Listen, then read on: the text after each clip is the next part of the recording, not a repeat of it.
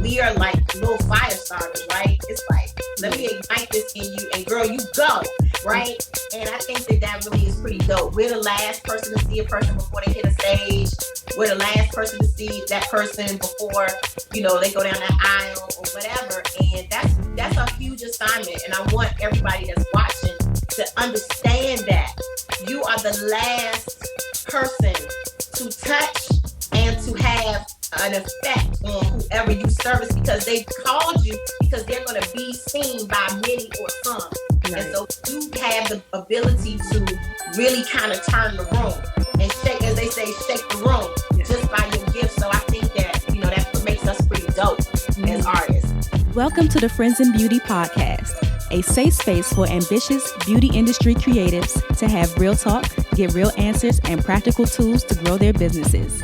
My name is Aquiya Robinson, and I'm a makeup artist, beauty educator, and the creator of Friends in Beauty. I created Friends in Beauty to support like-minded creatives just like you on their quest to connect, network, and build genuine relationships within the beauty community. Join me every week as me and my special guests reveal the keys to success and longevity in the beauty industry, and most importantly, have fun while doing it. You ready? Hey, what's up? It's your best friend in beauty, Aquiya Robinson. Welcome back to another episode of the Friends in Beauty podcast. I am so happy to have you here with me, and I hope you're listening to this episode in high spirits and in good health. If you are a friend in beauty, I welcome you to join the Friends in Beauty Facebook community. If you're looking for a community of like-minded, ambitious friends in beauty to virtually connect with, network, and share resources, then click the link down below in the show description to join our community, and I'll be there to welcome you with open arms. Also, follow Friends in Beauty on all social media platforms at Friends in Beauty. What I like to do is something called the Friends in Beauty Friday feature, where every Friday I spotlight a different friend in beauty and their accomplishments. So no matter how big or small you think it is, I want to shout you out. I want to send you some good vibes. So all you have to do is use the hashtag FIB Friday feature, tag Friends in Beauty on something that you have accomplished, and I'll share it with the community. Additionally, the Friends in Beauty podcast is available on several platforms. We're on Apple, Spotify, Stitcher, iHeartRadio, Google, YouTube, you name it. And whatever platform you are listening from right now, I just want to say thank you so much for tuning into the Friends in Beauty podcast. I truly appreciate you so much. And I would love it even further if you took the time to leave a 5-star rating, a review, a comment, a like, a share, a subscribe, or something to let me know how you feel about the Friends in Beauty podcast. I would absolutely love it. And also, I have to tell you that you should join the Friends in Beauty mailing list tribe if you haven't already, because they are the first to know about all things Friends in Beauty, and I send out different business resources, tips, and advice throughout the week. So if that's something that you're interested in, the link for that will be in the description as well. And last but not least, the most important thing is to share the Friends in Beauty podcast with your other friends in beauty, your family, your friends, anybody that you think could benefit from the information that is being shared. Share away to help me grow the Friends in Beauty community. Now, on this episode of the Friends in Beauty podcast, I welcome celebrity makeup artist and cosmetics entrepreneur Kym Lee to the Friends in Beauty guest chair. Kym Lee is a highly sought out national glam and style influencer who has been painting beautiful faces for over 25 years. Inspired by the ability of makeup to transform and boost self-confidence, from the boardroom to the red carpet, Kym's career path has come full circle as a best-selling author, beauty correspondent, educator, and beauty brand developer of WinknPout Cosmetics. Some of her notable clients include Whitney Houston, Angela Bassett, Kerry Washington, Rodham Clinton, Venus and Serena Williams, Regina King, Mary, Tasha Cobbs, and many more. Kym affectionately calls her makeup case her pulpit as an ordained elder who has a master's in divinity and an honorary doctorate in Christian studies and marketplace ministry. Her daily mantra is, I teach and encourage women to clear it up instead of covering it up. I had such an amazing conversation with Kym. In this interview, she shares her transition from law school to becoming a makeup artist, how she was one of the original MAC girls from 30 years ago, the importance of developing relationships with other artists and forming collaborations, the consequences and lessons learned from neglecting her health, her plans for retirement or lack thereof, and so many other priceless gems sprinkled throughout. It was such a pleasure to have Kym on the Friends of Beauty podcast, and it was such a full circle moment for me. I have been following her journey for years, and I even shared my story with her about how she inspired me to become a makeup artist many years ago. You gotta hear it. Let's go ahead and jump into this chat with Kym, and if you prefer to watch our beautiful faces, then tune in on YouTube. Enjoy. Welcome to the Friends of Beauty podcast, Kym. Thank you for having me. How are you? I'm doing amazing now that you're here. Hey. I'm so excited to talk to you. Before we jump in the interview, before I start yapping away, let's start off with some icebreakers just to get us warmed up, and then for the Friends in Beauty audience to get to know you a little bit outside of beauty. So the first one, just give us 3 random facts about you. Okay, 3 random facts about Kym Lee. Wow. I am very spontaneous. I am extremely funny, and I love to dance. Okay. I love that. Spontaneous. What's the last spontaneous thing you did? Oh my God. So my husband and I, he's a bit stoic because he's a pastor. So anything I do is spontaneous for him. But I think the most recent one is we went on a really spontaneous trip, like a staycation. And like I was like, your bags are already packed, and like, let's roll, let's hit it. And he was like, what? Wait a minute, hold up. So that's probably not spontaneous to people that are spontaneous, but for him, like, I kind of got to tone it down. So yeah, that's probably, and we just did that recently. So I love that. That's fun. Gotta have somebody like that in your life to keep it, spicy. Sparks going. Yeah, absolutely. So I have these things called pod decks, and they have very interesting questions. And then one is a what the heck, and this one is a would you rather. Which one would you like? Either one. Surprise me. Surprise you. Okay. We're gonna go with would you rather. Okay. All right, let's see what it gives you. Give us something interesting that we haven't had before. Oh, this is not bad. This is a good one. This is regular. Would you rather have deep dish or thin crust pizza? Thin crust. Thin crust. That would be easy. Work on this weight, girl. We trying to stay smooth. I know, and it's so funny you said that, because when I first started doing makeup, every time I would do photo shoots, they would always have pizza on set. And they used to think I was crazy. I was like, oh, I don't eat pizza. They were like, what? And I just had to stop like eating pizza. Like anytime listen, I wish you were doing the photo shoot with me so I could have been like, yeah, me either, but I always ate the pizza. Hence, we got the hips. I had to stop after a while because I'm like, if I keep on doing photo shoots and I keep on eating pizza, I'm gonna be big as a house. Like, girl, I Doritos and M&Ms at every photo shoot, and it was almost like a unspoken rider for me. All the photo, after a while, everybody that did shoots for me was like, okay, get Kym M&Ms, get Kym Doritos. And I was like, this is a bad combo and a recipe for disaster. I need to stop eating like that. And that people know that's your thing. Yeah, that was years ago though. I don't eat like that anymore, but yeah. Okay. You can do that when you're young though. Oh yeah, when you a woman of a certain age, girl, you gotta back up from those M&Ms. So true. I love asking this question, but it might be a good one for you. But when is the last time you did something for the first time? Oh my God. You know what? I'm so guilty. I have not done anything for the first time in a long time. Oh, I ate something I'd never eaten before a week ago at a Thai restaurant. I think it might have been octopus. Okay. And I was pretty grossed out because of the texture. So yeah, I have done something, but I felt like I hadn't done anything before that in a long time. And God, you got me thinking now, like I need to do something for the first time. That. When you do, let me know. What do people always tell you that you're good at aside from what you do professionally? I don't know if clothes have anything to do. I guess it does have something to do with the beauty industry, but people always say I decorate really well. And I'm really very creative. Like I don't know. You ever had one of those friends that's like, girl, I can hook you up, and like I can turn your jeans into a skirt. Like I can turn your shirt around and make it into a halter. Like I was always that friend. So I think that's probably one of my things. Okay, I love that. Let's see. What's your most favorite place that you travel to? I would say probably, honestly, either Nigeria or Maldives. One of those two places for different reasons. Yeah. Nigeria, because it is where it's home. It's the motherland. It's when your feet. Have you ever been to Africa? Mm-hmm. You have. I've been to Ghana and Senegal. Yeah. So like when your feet hit that ground. Yeah. It's real. Like it becomes real. And I wish that our cultures were more.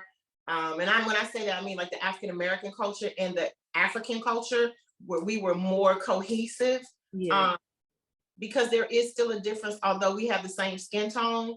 But what I love about Africa was it was very centering for me. Mm-hmm. And then probably Maldives because of the beauty of it. It was just like, God, you really made this. Like, this is crazy to me, that something could be so spectacular to sight, and something you can't even, no picture I took could capture what I saw, right. So I really value what we see, right? I think artists, like because we see things, and I don't know if people see what I saw, right? Uh-huh. I can interpret what I saw, but I just saw colors and I saw images that really helped to spark something in me. It actually is one of the names of one of my colors in my brand. It's called Memories in Maldives. And it's just, I can't get that memory out of my head. You could take all my senses away and I still would, cherish that memory of what it looked like. Yeah, I love that. That's so nice. Yeah. Now I have to go to Maldives and Nigeria just so I can. Yes, absolutely. If you weren't the CEO of WinknPout and a makeup artist and all the other amazing things that you do, what else could you see yourself doing? I would be an attorney. Right. I was actually, I went to law school before being a makeup artist. I was a law student at Georgetown, and I still have a passion for law and for justice and what's right. And every now and again on my page, you'll see me marching. You'll see me talking about, social issues. And I'm really an advocate for the wellness and the wellness of people. And so, yeah, I've always been an advocate for the wellness of people and social issues and social justice. And I just, I know that's what I'd be doing if I were not a makeup artist. I would probably be right back in the judicial system, advocating and fighting for people's rights. Yeah, I love that. I love it. We could do it all if we wanted to, but hey, this was like a really good icebreaker. Yeah, thank you so much. You're welcome. Let's go ahead and jump into it. I would love to know, how was Essence Fest this year? I saw you were down there. Who'd you work with and everything? Essence was incredible. I was really blessed to be able to work with some really great women who are legendary. I worked with Kim Fields, who is a childhood, she's a childhood A-lister. She's, pretty amazing, Facts of Life, like all the shows that we used to watch as kids. I'm a little bit older than you, but it was she's like a big 80s, 90s star. Mm-hmm. So I worked with her all weekend. And then I worked with another really big client that I can't really name, but she was there. And one of our beauty sisters allowed me to be able to service her. And I'm so grateful to Marquia for allowing me to service her client. Nice. So I'm gonna leave it right there, but it was life-changing for me. I'm sure you know who it is, but it was life-changing for me. Mm-hmm. Yeah. I loved it. I've never been to Essence Fest before. Never. Yeah, it's pretty intense. Like it's just a lot of people, and it's grown into something that for all the years I've been going, I've never seen happen until this year. So they're merging like generations of people and genres of Blackness, right? So it's like, it's not just music, but now it's arts, it's, it's film and television and all of these different ways of us expressing our talent. Yeah. So they're doing all kinds of things, and it spans generations. I think it's very, very interesting because, usually it will just be like a certain age group. Like it used to be like an over 30 thing or over 40 thing, but now it's like people that 18, 18 to 80, wow. So it's pretty dope. Yeah. That's cool. People saw a girls trip and they probably hopped on and were like, oh yeah, we about to have this experience too. Yeah, for sure. And it's a small city, right? But I'm gonna tell you something. back to my social justice heart, I went over to the Ninth Ward after Essence. We decided to stay an extra day. We decided not to come back for fireworks, but to really experience the culture of the city. So we rode over to the Ninth Ward, and actually a fellow makeup artist and her boyfriend is an assistant to the mayor, Mayor Cantrell. Okay. So he took us on like a city tour, and the city of New Orleans out proper is horrible. It's really sad. There were homes that were still, unfinished. There were many of the stores that had not returned to the city. And so the economic injustice that the city is experiencing, I can only wonder what that does for the beauty professional, because I feel like I know they have pockets. Like I have 3 friends that do makeup there, and they have pockets of great moments. Like they have Mardi Gras, they have Essence, and then they have what they call ball season, right? So girl, the makeup is just, it's spectacular. It's like, you just like, ooh, it's like YouTube on fleek or 10 or steroids, right? And to see it live and in person is just, it was really wonderful to see. And I just always worry, that when those events are not there, what are our artists doing, right? That have to experience what I saw in that Ninth Ward, and even in other wards. We went through 4 different wards. So it was still pretty rough. So we got to keep them lifted, right? And hope that more opportunities go down to New Orleans, because there are a lot of movies down there that they shoot. So I think that's also helpful too for them in the beauty industry. But it made me sad. It made me really sad. Yeah, I'll have to ask some of my friends that are down there what it's like, because it seems from the outside looking in, it always seems like, they're doing well, but I don't know. That could be like you said, those pockets. Yeah. So when you introduce yourself to people now, like, what do you tell them? Like, I feel like, do you feel like makeup artists or even entrepreneur even does it justice to like everything that you do? So, I talked about this yesterday. I was at a beauty industry mixer. And I told all of the women and men that were there, we wear so many different hats. And I think that what we have done, because we get buried in our love and passion for makeup, is that we just call ourselves, Kym the makeup artist, or Susie the makeup artist. And we forget that we are able to do so much. And I think pandemic helped to birth that, right? It was that thing lying dormant at us that we realized, I can pivot into this, or I can do that. I can do podcasts, I can, do other things to showcase my love and expression. And so I introduce myself depending on who I'm with and where I am and what the occasion is, right? So I never limit myself. But it's funny because people that know me, because I have a doctorate in divinity, they always say, oh, Dr. Kym. I'm like, this ain't the place for it. Like, be around makeup artists. Like 5 people yesterday called me Dr. Kym because they know me, as a pastor. So they're like, Dr. Kym. And I was like, not here. Like, I'm not Dr. Kym here, And so, but I can't take that title away because I earned it and I'm proud of it. But I think it just really depends on where I am, how I'm titled. So. That's amazing. So what is it like being a pastor? Because I feel like as a makeup artist, you're probably already like a pastor. Girl, we all are, right? It's like our makeup case is our pulpit. And, people tell us secrets and their deepest heart matters, right? Because think about it, there's no one that is that close to you other than your mate. There's no one else 6 inches from your face other than the person that you're making love to, right? So it's really an intimate space, and you would have to be literally self-serving not to feel the heart of the people you service, right?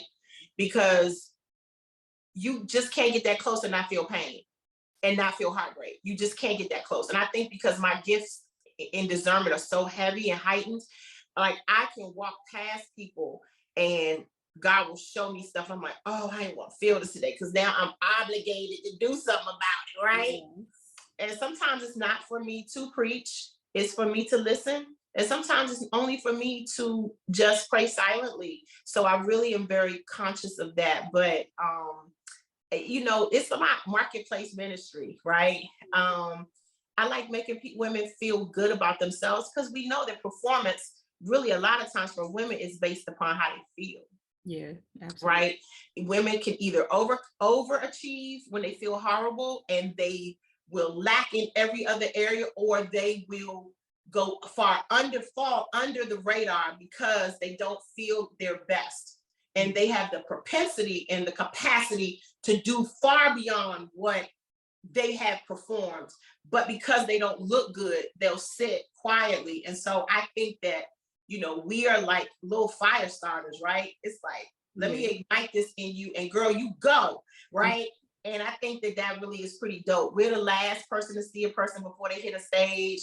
We're the last person to see that person before, they go down that aisle or whatever. And that's a huge assignment. And I want everybody that's watching to understand that you are the last person to touch and to have an effect on whoever you service, because they called you because they're going to be seen by many or some. Right. And so you have the ability to really kind of turn the room and shake, as they say, shake the room just by your gift. So I think that, that makes us pretty dope as artists.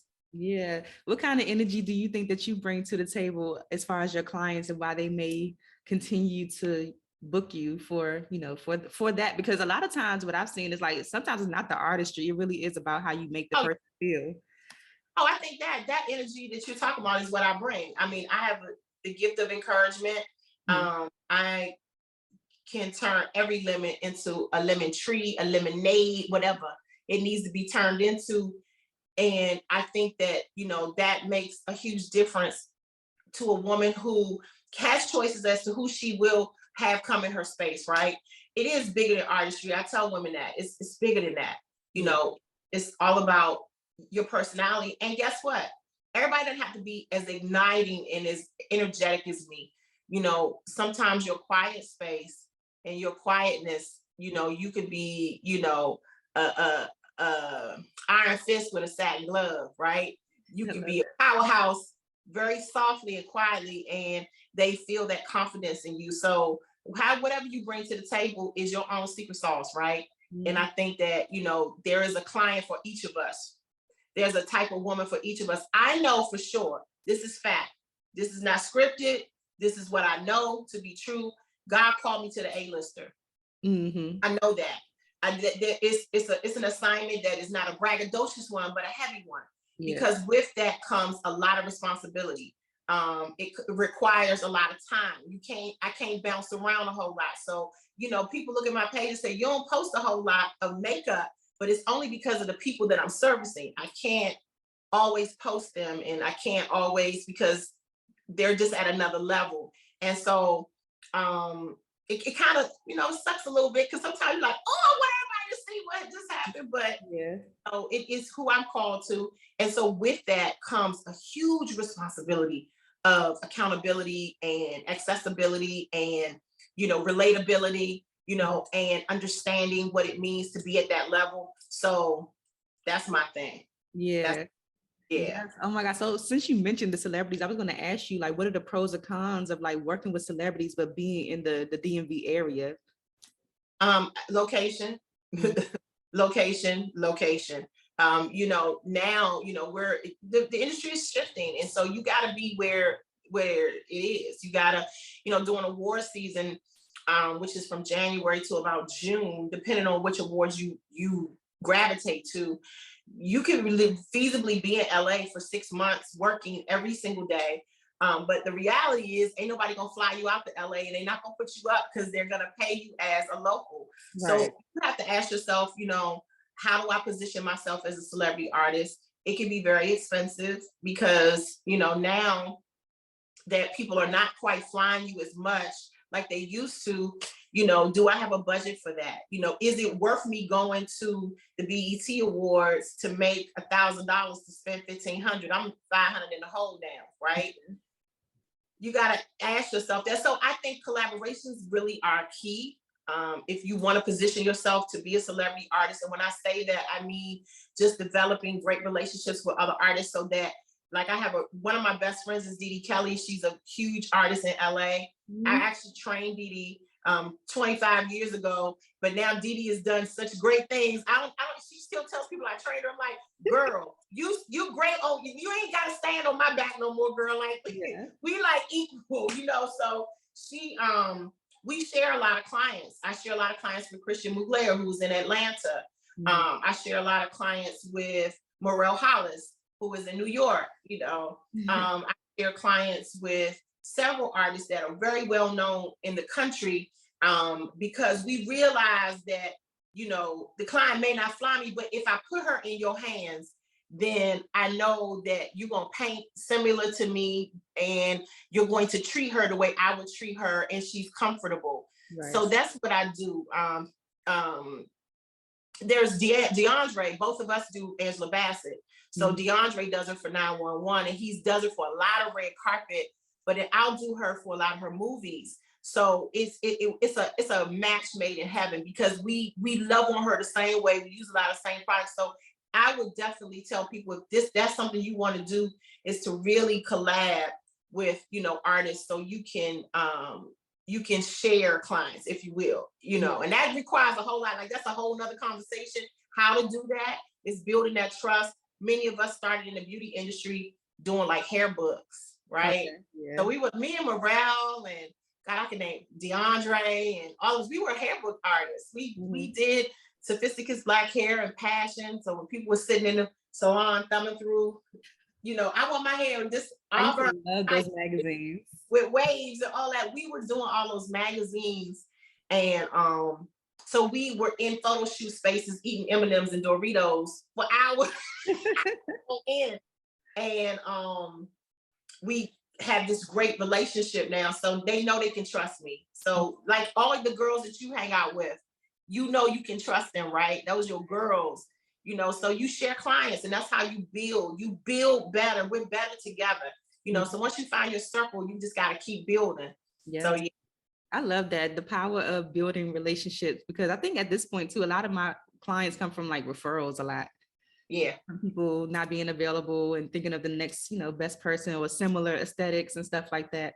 So I absolutely agree with that. Do you remember like how you even got started doing makeup as a career? Oh, absolutely. Girl, I remember like yesterday, and I started doing makeup. My family owned a salon, so I've always kind of been in the beauty industry, inadvertently. And as a law student, I would come to the salon on the weekends to work. Because Georgetown is right, maybe a mile away from our salon. And I would go into the salon. And I remember one day in particular, I was in the salon and my cousin said, "Can you do this bride's makeup?" And I was like, "Girl, we ain't got," with what? We had this little cheap makeup called Olive Rail. And this brand, girl, if we use it now, it would probably horrify you because it was like very, very like, as soon as it hit the face, it would just turn into nothing. No brushes, sponge tip applicators, and fingers. That's all we had, right? So I put this makeup on this lady's face. Now, mind you, I'm at the desk answering the phone. So we don't have YouTube back then. You talking about 30 years ago. There's no YouTube. There's none of that for me to kind of get a step by step. But in my head, I just thought bride, pretty, soft. Right? So I did her makeup, and I spun her around to the mirror. And this was a pivotal moment in my life because I was really hating law school and really preferred to be in the salon. Like, I would have the Vogue magazine pressed between the pages of my civil procedures book. And so I remember turning her around to the mirror thinking, okay, here you go, ma'am. Soft makeup bride. And she starts crying. And I'm like, oh my God, I done messed this lady's face up. And she was like, "No, I've never looked more beautiful." And I was like, what? And it made me feel, because I'm a purpose-filled person. So I was like, if I could spin people around to the mirror every day and make them cry, how dope would that be? Yeah. And so it was an epiphany for me. And so it was during the time when Oprah Winfrey had this, her show out, and she was talking about aha moments. Oh, yeah. And I still subscribe to that theory of an aha moment, which is that thing that just happens. It collides with reality, and it's like a wake up moment. Mm-hmm. That's the aha moment for me. The reality was I was in law school, but once I did her face, it woke me up, and it just ignited something in me that maybe I should be doing something different. So I decided at that point I wasn't going back to law school. My mother and my father thought I was crazy. To this day, they still say, you can go back to law school if you want to. And I tell them, not going to do it. But I left law school and I started working at MAC. True story. I was an original MAC girl. They literally were auditioning people at the MAC counter at Pentagon City. This is a real story, y'all. I'm an original MAC girl from 30 years ago when they first bought the product here from Canada. And so I auditioned with somebody that worked in the beauty department. They was like, you gonna do her face. And I was like, okay. And I just thought, diva. Like in my head, I was like, what would somebody look like that works at a makeup counter?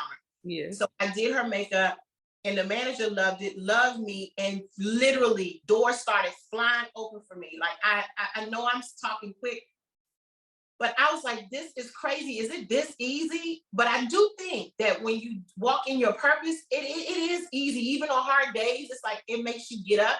Mm-hmm. It makes you soar. It makes you reach. Because you know you're doing what you're supposed to be doing. Absolutely. That's my story. And I'm sticking about it. I love it. What did your family think about you not continuing with law school at that moment? It's like makeup? You gonna do makeup for a living? That $6,000 Georgetown bill was real. It hit real different. And we didn't have any examples. I mean, you know, Derek Rutledge and Reggie Wells, who at the time, Reggie was doing Oprah and Derek was doing BET and Derek was also doing Patti LaBelle. And so I didn't really have any other examples. You know, again, we didn't have social media or YouTube or anything like that. You only saw the names on credits. Yeah. Right. And I would always see Derek Rutledge's name on credits. Had no idea that Derek was a family friend. Inadvertently, he was friends with one of my cousins. And I mentioned to one of my cousins one day at a cookout, family cookout, I was like, no, I really want to do makeup. You know, and he was that cousin who was real cool and, you know, he was in the lifestyle. So, you know, he understood, you know, the whole beauty thing. Mm-hmm. And so he was like, girl, he was like, you got to meet Derek Rutledge. I said, what? He said, yes, Derek Rutledge is my friend. I said, you lying, you gonna let me meet him. He goes in the house, because mind you, I think if we had we did have cell phones, but he goes in the house and calls him on the house phone or whatever. Maybe, I think cell phones cost too much money back then, y'all. It was like, it was charging you per minute. He goes in the house, calls Derek. Derek comes to the cookout. Huh?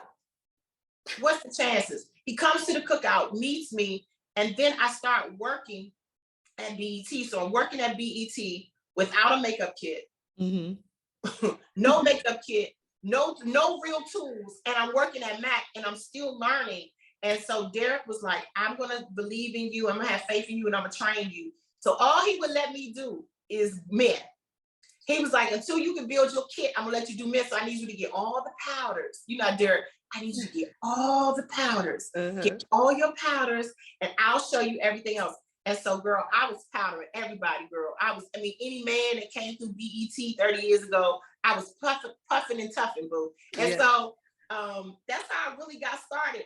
And I built my kit in a very inexpensive way because I was like, these powders are expensive. Mm-hmm. It was so expensive, but it was worth it. And I'm really grateful for those open doors and moments. Yes, I love that story. That is lit. I can't imagine like my cousin being like best friends or something with like my favorite makeup artist, and you just called him up like it was nothing. Okay, I can get down with that. How do you feel like your career, like the vision that you had for being a makeup artist, has compared to what you've actually been able to do?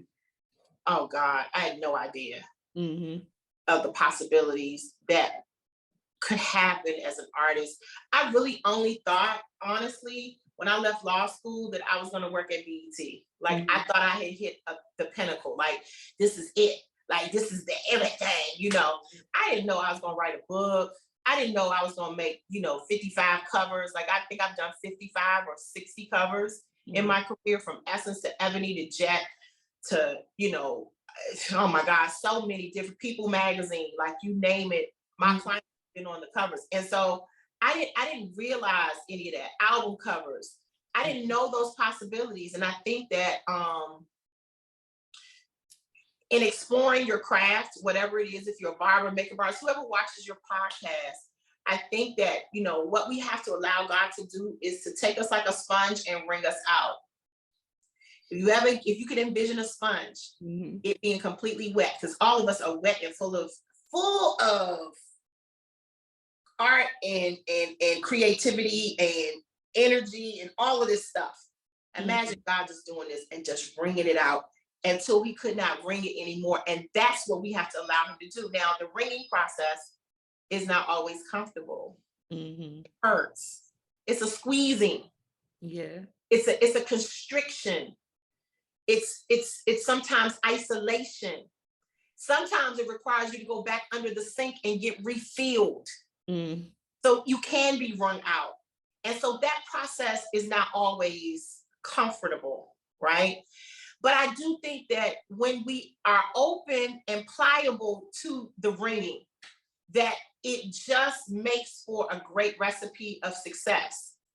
So I encourage people to really be open to all possibilities with your career, from product development to even sitting on a board to create color. You know, you might not always be in front of the client. You know, I had to shift to the CEO with WinknPout and learn the business of being in brick and mortar. I'm the first African-American beauty brand to be at MGM. And then pandemic hit.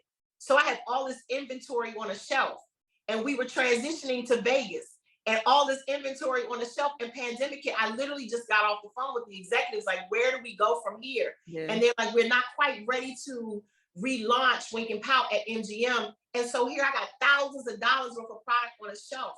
But what it taught me, though, is that we are able to be resilient and we are able to pivot. And so I was like, okay, cool. You don't, like, literally, when we hit pandemic, I ran up there, asked the security guy, I said, let me grab my stuff. Let me grab what I can off those shelves. I mean, not off the shelves before they put it on the shelf, because we didn't know what was going to happen. So they let me take my signs, they let me take a few things, but it was hard because I was trying to figure out, like, what was I going to do with all this product? Like, what am I going to do with it? What am I going to do? So I built this really incredible site online. And I started selling online because I really wasn't an online salesperson. And my online sales skyrocketed. And so, you know, adversity teaches you to pivot. So I had to learn the business of selling online, being a CEO, and I wasn't really painting people as much. And that kind of sucked a little bit, because I was like, I like to paint, but this is some good money, you know, and there are women out here who love my product. And my product is really geared to the everyday woman. It's a very simple, clean, fun line. All of the line is inspired by my celebrity encounters. So women feel like they live vicariously through me by putting on the product, right? That was my whole thought of it. So here we go. I love that. I love that you brought up WinknPout, because I would love to know, like, the timeline of it and where you are now with the business. Like, what even inspired you to start a brand in that way? Back to your original question, I was asked to speak at all of these conferences about beauty and about, you know, women empowerment and, you know, esteem. And I'm speaking at these conferences with 5,000 women, 10,000 women, right? And I'm like, I don't have nothing to sell, because they like, you got some lipstick? Can I buy the one you got on? I'm like, I ain't got no lipstick. So I inquired to a brand that, you know, it's kind of like it's not a DIY, what is it called? Like private label. I inquired to a private label makeup company. It was the original company that I started with. We're not with them anymore. We're manufacturing differently now, but I just slapped my name on something, child. I was like, we at Dee Dee's house in LA speaking. I was at her house, staying on her couch. Celebrity artist, don't get above yourself. You're going to stay on the couch, okay? We're going to save these coins. I'm staying on her couch, and she's on the other end of the couch. And I said, girl, I got to come up with a product, because I'm speaking at this conference. And she was like, well, the people are out here. You can put your name on the product. I said, what? I said, we got to come up with a name. We literally are sitting there, and I said, I always say, what's on your wink, what's on your pout? I think I'm going to call it WinknPout. She said, I love it. Yeah. And I said, you like that name? She said, yeah, WinknPout by Kym Lee. Like, that's what it should be. WinknPout by Kym Lee. So I said, okay. I named it that. Literally, me and Dee Dee We get all of these labels. We go to the place because we ain't got time for them to do no process, right? So this is what I want to tell somebody. Sometimes you ain't got time for the process. You just got to do it yourself. So we printed the labels out at Kinko's or somewhere and slapped them on them lip glosses, girl. And she helped me carry that stuff to that conference in a suitcase. And girl, we set that stuff up on that table in some bins, right? I had one in the front of each, and I was like putting it on people. It wasn't no order to it or nothing. And girl, I'm gonna tell you, we sold out at that conference. And I built a little small website online, like one of those ones you can do yourself. Took a picture with my phone, put it on the website. This 10 years ago. Sold out on the website. And I was like, we gotta get some more product. And so that's how WinknPout was birthed. It was really birthed from an organic, ghetto, fabulous place. It wasn't nothing fancy about it. Like, I look at all y'all graphics, I'm like, they are so dope and so creative. I was like, girl, we had Romans times 12. Like, it wasn't even no dope font. Right? Like, just something basic. Oh, it was really basic. It was basic.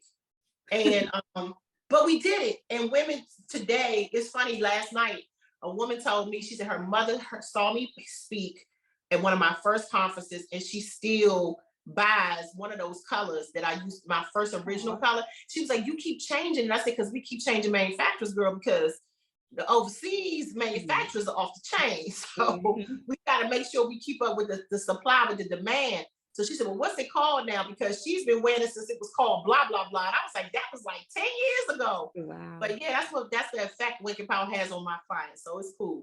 Yes. Oh my God. What do you think are like the key elements to having a successful cosmetics brand? Evolution, just evolving, knowing trends, brand colors. I think brand strategy, I've changed my brand colors a few times. We went through a phase where we were doing nudes. We went through a phase where I was hot pink. We went through all of these phases, and the logo didn't change, but the brand changed. And the reason why I never changed the logo is because the owner of MGM came to the spa one day, and he said to me, because I was going through this thing where I'm over my logo, like I want a different logo. And mind you, I built this logo from, like, this is one of those simple fonts that we came up with, like, but this one just worked. And he said, Kym, I can put your logo next to Coca-Cola, next to, he named like 3 other main vendors that are at MGM. He said, and you flow, it fits right in. And I was like, what? Really? I was like a little kid, like, really? And I was real cool when I said, okay. But inside, girl, I was just jumping, because that meant a lot coming from the president of MGM, who flew from Vegas. He was inspecting the spa to see, all of the brands that were in there. And so to stand next to a Paul Mitchell, and all of these other brands that we had in the spa, and he say, this one flows with it. It made me feel pretty good. So I would tell people to, listen to those that you admire, like those that are, in a different space in business. He, of course, is a mogul. I was going to listen to him. And if he said, you need to change it, I'd have changed it immediately. But that helped me to keep it.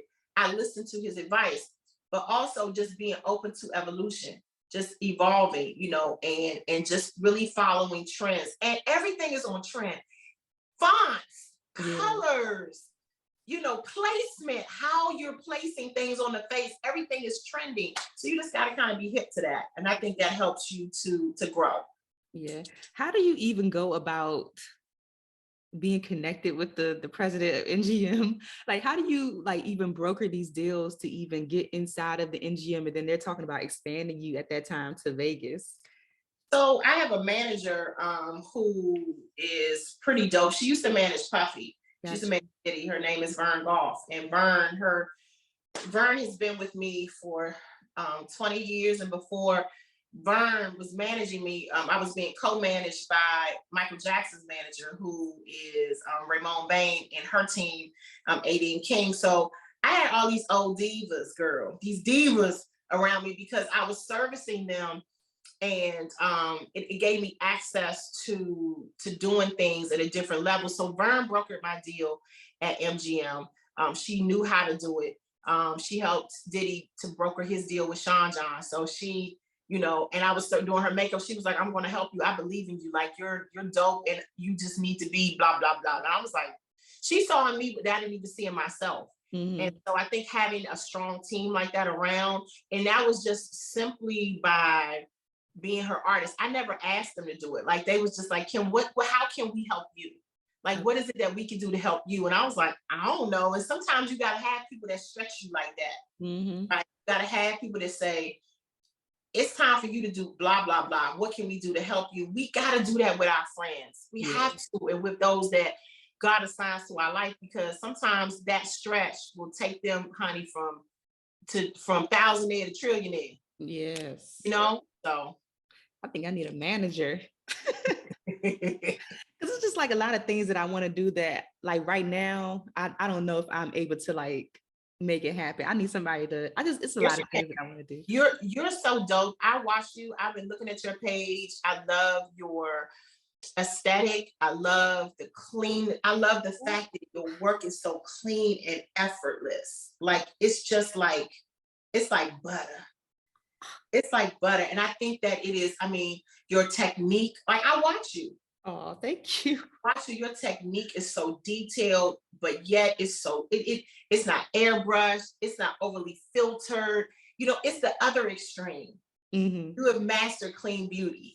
Oh, thank you. And I think that I know there is a space for you. It's here. You just got to find the thing that people need, which is that, and figure out how you can give it to them in multiple ways, not just artistry, but in product, or, you know, in teaching, or whatever that thing may be. But yeah, you're dope. Like, you're just really dope. Thank you so much. I appreciate that so much.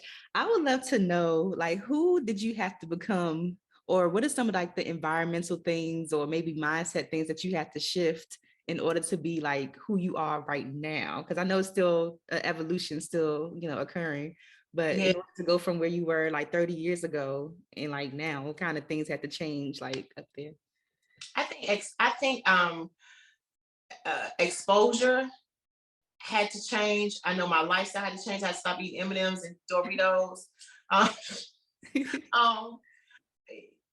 think the more I became in demand, you know, I had fibroids for many of the years I was working, and fibroids are debilitating. For anybody that's watching, you know, 90% of African American women will end up with a fibroid. I was part of that 90%. I had 14 large fibroid tumors, which were sucking the life out of me. And so I developed a lot of bad eating habits. I gained a lot of weight because of the hormone imbalance. And then I also was very, like, I would say unhealthy. Like, I was just, like, covering it up instead of clearing it up. And when my fibroids were removed, it was I had just cut off Fox 5. I had done Fox 5 talking about beauty.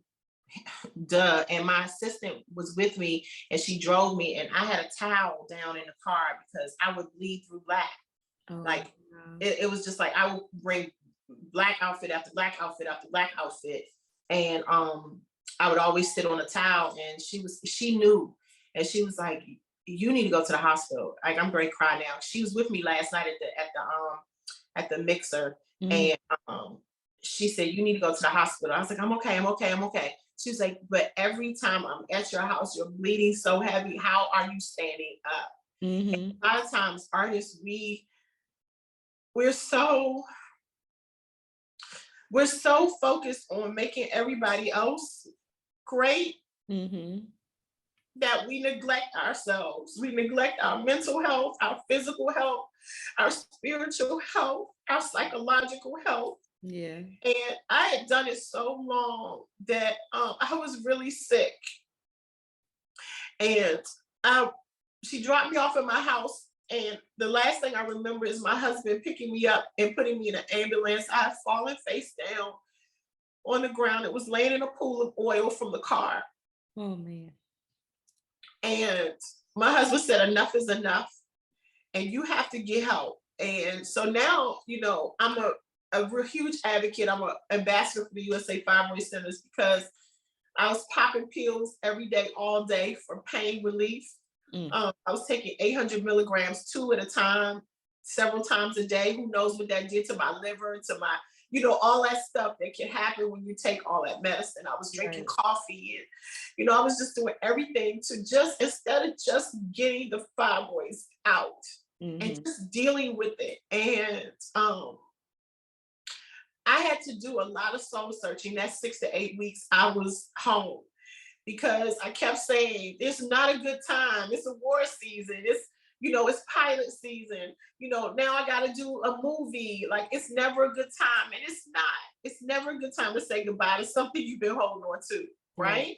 Whether it's a relationship or an ailment, it's never a good time to say goodbye, because your body has overcompensated and accommodated this foolishness for a long time. Right. So I decided during that time to love Kym again, right? If I ever loved her in the beginning at all. Maybe it was an introduction to love to Kym, right? I would say that. And it was a journey, and I'm still going on it. It's been 4 years. It's been 4 years since I had my hysterectomy. And I'm really bummed that I had a hysterectomy, because I let it go so long that was the only option I was given. But when you do that, that removes your hormones. Your uterus is where your hormones are housed and your femininity is. So I'm still recovering from that. Okay. I'm still working on my diet. I'm still, I'm still meditating. I'm still, reading my affirmations and speaking life over myself. I'm still, have to get out of the bed and say, look, you can't lay here because you're tired, because your hormones are off, because you had a history. You got to make a choice to get up. So I get iron infusions, right? I get, what is it called when they can bring you all the vitamins in the intravenous drips? Yes, I do the drips. So I have, and this is stuff I have to do. You know what I'm saying? I'm only person responsible for me is me, right? I make all this effort to be responsible for everybody else and their face and their beauty, but I had to do that for me. And so, girl, I don't want nobody to go through what I went through. Yes, but you sharing your story, definitely, I feel like it's going to touch somebody, because I have a friend like that. I think she just got hers removed. Maybe it was during the pandemic. She went through surgery and everything, but she's doing much better now, because she was going through some of the same pain and we're really young. So yeah. Oh my gosh. And I mean, and we are standing on our feet, we're moving around, we're carrying heavy boxes and bags, and, we're lifting, we're pulling, we're going up narrow steps, we're in areas and spaces where they're not quite comfortable. Like, I hate doing makeup in people's homes, because I like to create my own space, right? Yeah. They got you in a small little area, you bending down, picking stuff up, then you got to put the chair back in the car, the table, and all that. And it's a lot on your body already.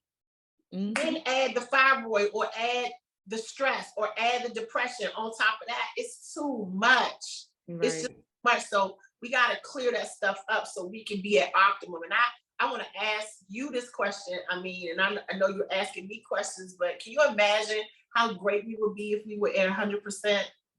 Oof, that'd be amazing. I'm talking about fully 100 in every area of your life. What could you accomplish? That'd be like superhero status. Exactly. Because you already dope now. So I always challenge women to be 100, right? And whatever that requires, whatever soul searching and soul work you got to do that. And it takes some work. It's some work, but we do it. We do it one brick at a time, right? We build it, And so, not to overwhelm people, but you got to focus one day on the mind, one day on the body, one day on the soul. You got to kind of figure it out. Find that balance. Yeah, absolutely. Thank you so much for sharing that. I wish I could give you a hug. I know. I just want to hug you. I have this thing that I've been trying out on the podcast. It's like a never have I ever, like the drinking game, but we're not gonna be drinking. Okay. So I have like a never have I ever statement for you, but if you have done it before, I would like for you to share a story about it. But if you haven't done it, like, what kind of advice would you give to somebody that has to do this? So the never have I ever statement is, never have I ever had to fire a client before. Have you ever had to fire a client? Like just get rid of them? Oh, never, ever have I not had to fire. Yes, I have. I've had to fire about 3 clients. Ooh. And I have done it with grace and ease. Mm-hmm. The first one I fired very verbally, audibly, and ugly. And I vowed never to do that again. I was on the set of a reality TV show with a family of women who were very belligerent. Mm-hmm. And was called out of my name and almost fought the main cast member. And the camera crew had to pull me off of her. Mm-hmm. And I fired that show and that network and that family. So yes, I've had to fire them. That wasn't a pretty firing. Mm-hmm. But then I've had some other clients that I've had to fire because it was just too much. Some money costs too much to make. Mm. Hello. So you have to really be in touch with where you are at that time. I don't leave people hanging. So if I fire you, if I erase you, I'm gonna replace. So I replace myself with somebody else. Like I had to give one of my assistants somebody this week, mm-hmm. who I kind of fired, but I just don't like doing her. Yeah. It's always too much. Mm-hmm. It's never an hour in and out. It's always 3 hours and not enough. And I'm like, it's just too much. If you want to go over stuff, you want to pick up the lip line and you want to do all this, girl, do your own face, girl. Yeah. So I always send somebody and I'm like, this is going to be a great, great learning opportunity for you. Let it be a teachable moment. Yes. It's funny because that client that I sent to her this week, she ain't had problems with her ideal. So it's me. She just you want to hem me up for 3 hours. No, girl. Like, oh, Kym, I was in and out. I was in and out, girl. It was easy. She was great. I was like, what? And so, yes, I've had to fire clients. Yeah. And I have to do it with grace. And, sometimes you just say, hey, you know what? I'm not available, but I do have someone that would be fantastic for you. She's an amazing artist. He's great. He paints like me. And, I give him, you can have him, girl. Mm-hmm. And I hope you never come back. I love that. Oh my gosh. So do you have any plans on retiring from makeup? Oh my God, no. Oh my God. I don't, girl. I'm in the union. So girl, it's artists that's 20 years older than me.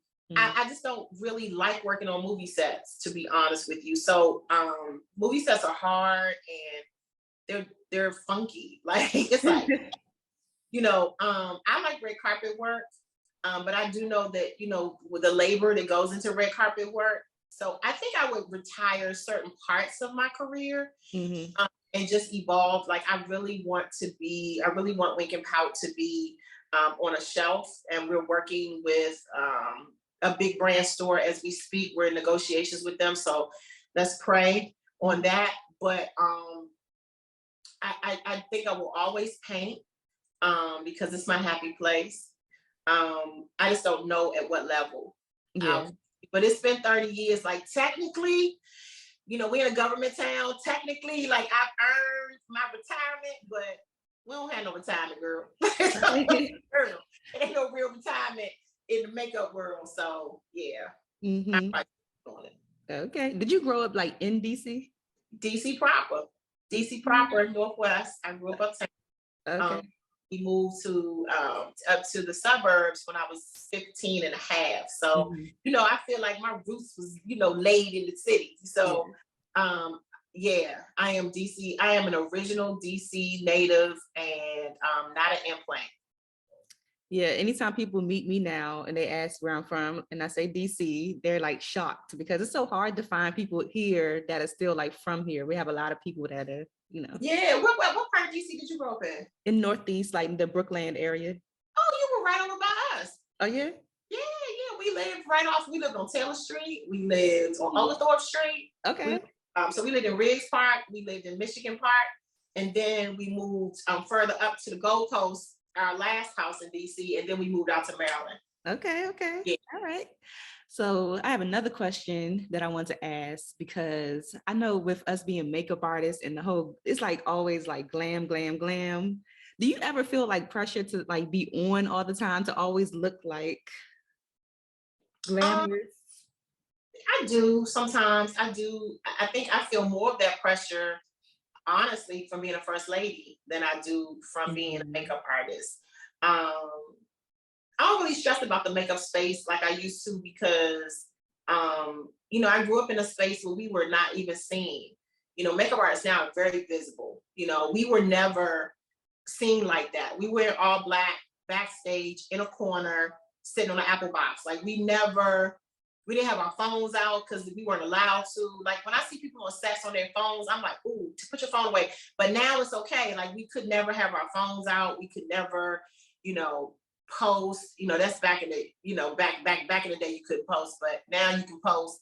It was just like certain etiquette that we just lines we didn't cross. So I think I still have that mindset. I go to work very understated sometimes, and I don't feel that pressure. But then when there's those big jobs, you feel like I got to put it on because it's cameras gonna be rolling, right? So you got to feel like you got to kind of do something extra. I only feel that way, honestly, with probably being the first lady. Okay, not bad, not bad. I would love. What do you want your legacy to be at the end of the day? Oh my God. Where or like, what do you mean? Like, what do you want to leave behind? What do you want people to say about Kym and your contribution to the world? Oh my God, that I was a life changer. Like I know I'm a fire star. Like I encouraged, empowered, inspired women. Women made change. People's lives have never been like once you seriously, like once you encounter like the gift that God has given me, you're never the same. And it's not me. It's just I'm just a vehicle, right? I'm just willing to do it. So yeah, that's just kind of where I am. I would like to leave a legacy of hope to women. I'd like to leave a legacy of, I like to leave this business legacy to my family. This that we built, my whole family works in my business. And so I'd like to leave this for my children and my children's children, that they can run the business and, and be the CEO, CFO. So I like that for my family. Nice. How many kids do you have? I have one birth child, but my son has 3 brothers, so they mine. My husband has 5 children, so they mine. So collectively, we have 9 all together. It's a big family. Yes. Oh my God. So what's next for you and what's next for WinknPout? What's next for me is I have 2 books coming out. Probably about 3/4 of the way through the books. It's a book of affirmations, the women's book of affirmations, which is really dope. It's really about pivoting, like how you start all over again, which is so incredible. To start over, it's just having the guts to do it. And then it's a book, and then us brokering this deal with this big box store, like that's what's next. So we've really been working hard in those 2 areas. And then USA Fibroid Centers. I'm traveling around the world, bro. It's crazy. I've been traveling around the world talking about my journey with fibroids, and it has hit like a wildfire. It's crazy. So it's me, Shay Johnson from Love and Hip Hop, Toya Johnson, Lil Wayne's baby's mom, and Cynthia Bailey. And so they chose me, which is crazy to do this. I was doing a commercial and, I just told myself, I got fibroids too. And they said, really? And the director went on my social media and was like, you should be an ambassador. And I was like, you think so? And that's kind of how it happened. And so that's why I tell people, tell your story. Like people always try to tell you how to set your social media up. It should look like this. It should be that. Tell whatever story you want to tell. That's how people will convey. If you want to tell people you smoke weed and you lay and chop and screw, that's what people gonna think you do. If you want to tell people that you're a businesswoman, talk about your business. If you want to tell people about that you are a lifestyle influencer, you got to talk about your lifestyle. Whatever it is, but you can't let people tell you how your page should be. And I just happen to be talking about women's empowerment, the first post he saw, because that's really close to my heart. And he was like, if you can empower women to live again and pivot and turn and do whatever, you can tell women that they can get over a fibroid. I was like, facts. So that's how, I started doing that. So it's that, and that is just evolving because we're getting bills passed. Remember, I told you I'm a big girl on social justice. So there are so many things we need to do in the way of research for fibroids, because some people think that it has something to do with our diet. Others think that it is hereditary genetics. there is no study that really proves it. Yeah. So I have bona fide vegetarians, vegans who have been this way for years and still get fibroids. Mm-hmm. What the heck? Right. So there's no common denominator with any of the women. White women are getting them. Asian women are getting you. Like, is it the food? Like, what is it? We gotta ask ourselves, is there something in the air? And I'm not a conspiracy theorist, but I do believe we probably will never know. Straight up. Right. We probably will never really know. But what we can do is give women options. And so that's what my whole platform is that women, you should have options. Remember, I told you I didn't have an option. I was on the ground face down. Next thing I know, I'm in the hospital. Yeah. But I think women should have an option. Okay, myomectomy, hysterectomy. If I have a myomectomy, can I still have a baby? Yes. If I have a hysterectomy, can I still have a baby? No. That's a huge thing for a woman. Makeup artist, you still want to be a woman. You still want to have a family, right? So you need to know what's up. Because once we put those brushes down, you got to look at yourself in the mirror and say, did I make some wrong decisions about my life and my body and my health? Am I going to be able to do this for another 10 years, another 15 years, another 20 years? If you're going at the rate I was going, the answer is no. So you got to make some health decisions. So that's what we're hoping to do with fibroid centers, is to do some research and figure out how we can help women be the best they can be. Yeah. That includes all my beauty pros too.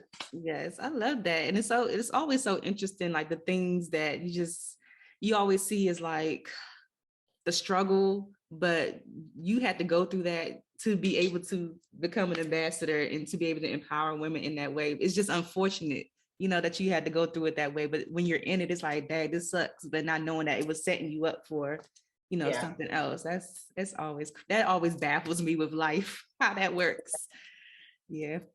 Thank you so much. Oh my gosh. I have to ask you the rapid fire questions, but like this interview has really been tickling me. I have to tell you. So I did like a little behind the scenes for my, I just started a Patreon. So join my Patreon, y'all. I'll leave the link down. So Patreon is like a subscription service where people can still like support you, or you can have like different tier levels. So for me, I think my lowest level is like $2 a month for people who just want to support the podcast. But then the other tiers kind of give you more like behind the scene access, or just like other little, whatever you want to set it up as. You got to tell me about Patreon when we get offline. You got to tell me if I can figure all that out. Yeah, I just started it, but I recorded a video for my Patreon because I was telling them, I have to tell you, I've been having emotional gratitude lately, where like I just find myself crying, not because I'm sad, but because like I'm just so happy. Like, and I was like thinking about you this morning. I'm like, oh my God, I'm so happy that Kym was coming on the podcast, and I started crying. I don't know. Do you remember meeting me like some years ago? I do. And when I met you a time before that. So when I first started doing makeup, I signed up. I was just trying to find anything in the area, like who's doing makeup, who's doing the things. And it was you, Jermaine, and I think Letitia had an event out in Greenbelt. Yeah. And I brought my mom with me, and y'all did like makeup demo. I think you did a makeup demo or something like that. So that was like my first time seeing you in person. But then when I ran into you again, my friend was working at the Ivy salon or something. Yeah. I think you brought your son in there to get his hair cut. And I was like, I told my friend, I was like, oh my God, Zoe, like, look, this is Kym Lee. Like, oh my gosh. So I had emotional gratitude this morning. I had to tell the podcast because I don't know if you remember, but you were actually the person that inspired me to do makeup, like to even start doing makeup. So she's like, yes, I had to tell you the story. So this is what had happened. So I went to college. I went to UDC. I have an IT degree. I graduated around like the recession though. So I never worked in my field. So I was working all types of different jobs, just trying to keep money in my pocket. And I'm like, what can I do to make money? What do you like? And I was getting into makeup at the time on myself. So I was like, maybe you could try makeup. But before that, the reason I said maybe I could try makeup is because I had went to go see the movie Sparkle. And I went to go see it by myself. I'm like that. I'll go to the movies by myself. I've been doing that for a long time. So I went to go see the movie Sparkle before I even started doing makeup. What year did that movie come out? I don't even know. Like 2000 years ago. That was about 10 years ago. We shot Sparkle. Yeah, it was a while. So I went to see the movie, and I remember thinking the makeup was just so beautiful. I was like, oh my God, these women, they look the makeup, I don't know. I was just mesmerized by the makeup at the time.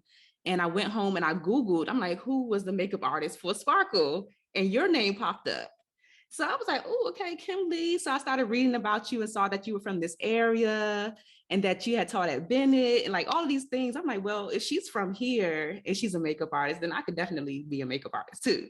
Like Bennett was literally right up the street from me. I live like 5 minutes, not even 5 minutes, 5 blocks from Bennett growing up and everything like that. So that's like my little backstory. So I've been following you like ever since, like from before I even started doing makeup. I was like, well, this Kym Lee lady, like if she could do makeup, she's from DC, because I didn't know any makeup artists before I started doing makeup. But that's my story. So this morning I was just like, this is like so full circle for me. And I'm just like so grateful. Yeah, I'm hearing.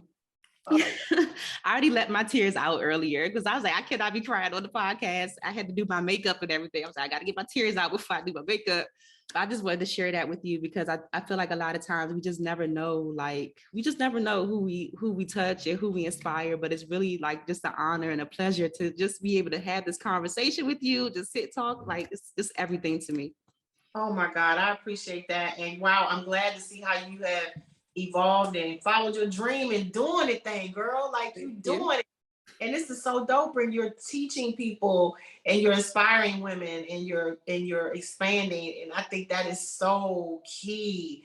Wow, like it just makes my heart so happy because you see the possibilities of what you can do. Like it's not just painting all day, but it's sharing. And this is selfless. Like to you to set this podcast up and take your time, you can be right now making money. I mean, in a different way. I think this just really, really incredible. And this speaks volumes about your heart. So you're going to go a long way in this business. And I wish we had more of you in this business. Thank you. People that were so passionate about the craft and journey, because that really matters, you know, how our journey was, you know. And so thank you for that. Thank you for sharing that. Thank you. Thank you. Before you go, I have to ask you the Friends of Beauty rapid fire questions. Okay. So whatever comes to your mind first, just like spit it out. Okay. So first one, what are your top 3 keys to your success so far? Reinvention, faith, and being open to change. Nice. How do you measure your success? Like on a scale or? However you measure it, money, making people feel good. Success. I think happiness is if you're happy with your career, I think you've reached success. Mm-hmm. It's not about money. I think it's about happiness. I think it's about just finding that that self-satisfaction, like, oh, this is cool. Mm-hmm. I like it. Okay. What advice or what's the best advice you've ever received? Pay now or pay later, but either way, you gotta pay. Okay, that's so true. What advice would you give to another makeup artist right now who is struggling a little bit in their journey and they just want to give up? You got to ask yourself why. What's your why? Why did you get in this in the first place? If you can discover the why, you can discover how to get out of the slump you're in. Mm-hmm. Mm-hmm. What's a resource that helps you in your business that you can share with the Friends in Beauty community? I'm part of a network of women called CEO Chicks. And CEO Chicks is really dope. It's run by our founder, Colleen Otero.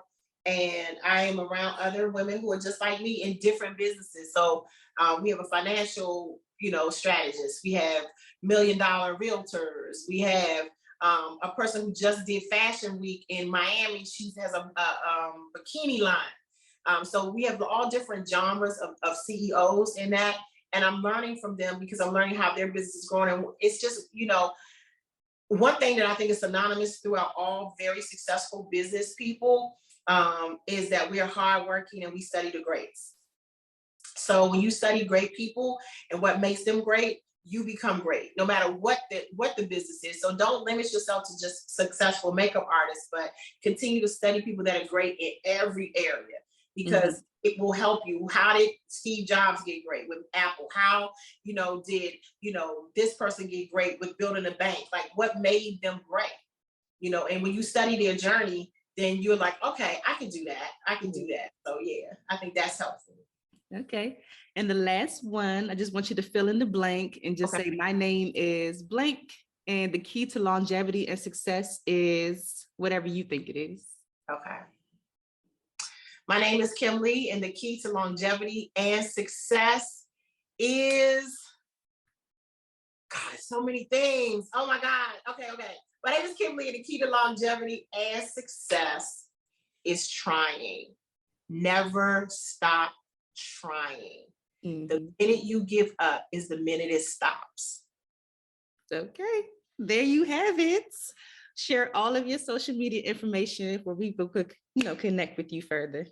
Absolutely. I would love for all of you, anybody connect with me at the Kym Lee on Instagram.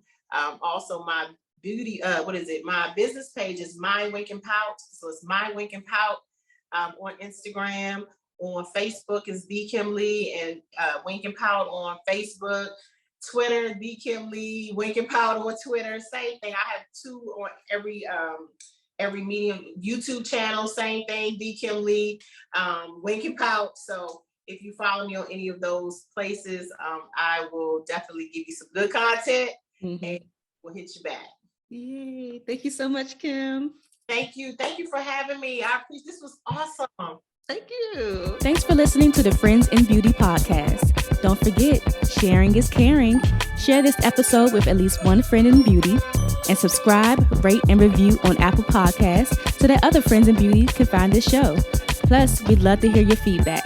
Connect with us on all social media platforms at Friends in Beauty, #Friends in Beauty to join the conversation, and join our Friends in Beauty Facebook community to stay connected. Talk to you soon.